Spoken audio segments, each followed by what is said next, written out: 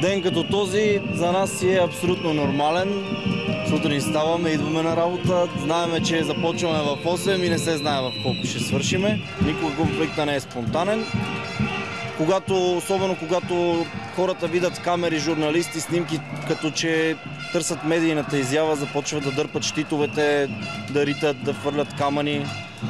И в даден момент, когато нещата вече излезат от контрол и застрашават нашето здраве, защото все пак под цялото това оборудване и предпазно облекло седят хора, не са роботи, тогава се стига и до конфликт. Да ви кажа, на мен ми е обидно в момента, който слезна от автомобила, за да започнат да ме обиждат. Както мене, така и колегите. Като се почне от цовни на майка и всякаква рода, се стигне до заплаха за убийство, като към мен, роднини, деца и така нататък. Хвърлянето на бутилки, камъни, бутането на решетки, опитването да ни противодействат по някакъв начин. Гледаме да се остава в нас, колкото и да ни се вява на повечето от хората.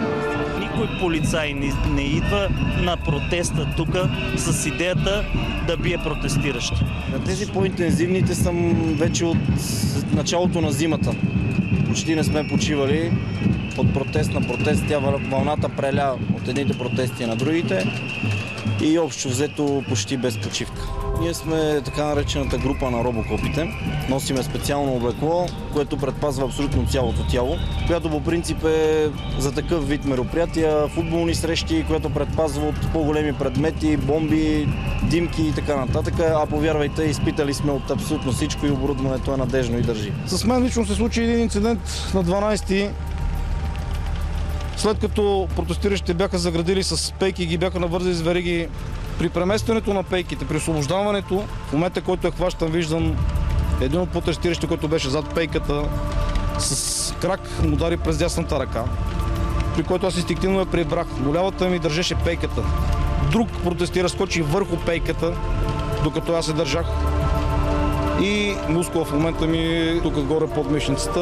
3 дена обикалям по болници и ми предстои операция. Един, може би, 6 до 8 месеца възстановителен период.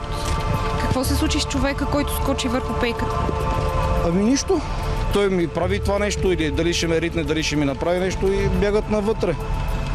Крият се и това е.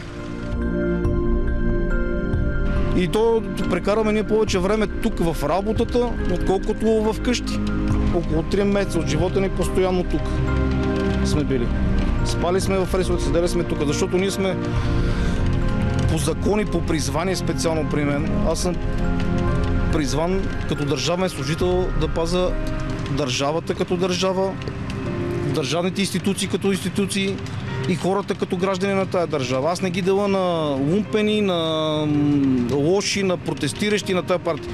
Аз съм служил и при това правителство, и по предното, и по-предното, и задълженията на полицейите са едни и същи. Ако мога да се обърна към протестиращите, единствено и само би ги призовал да се борят за това, което искат, но все пак да спазват закона и най-вече да разберат, че с насилие едва ли нещата ще се оправят.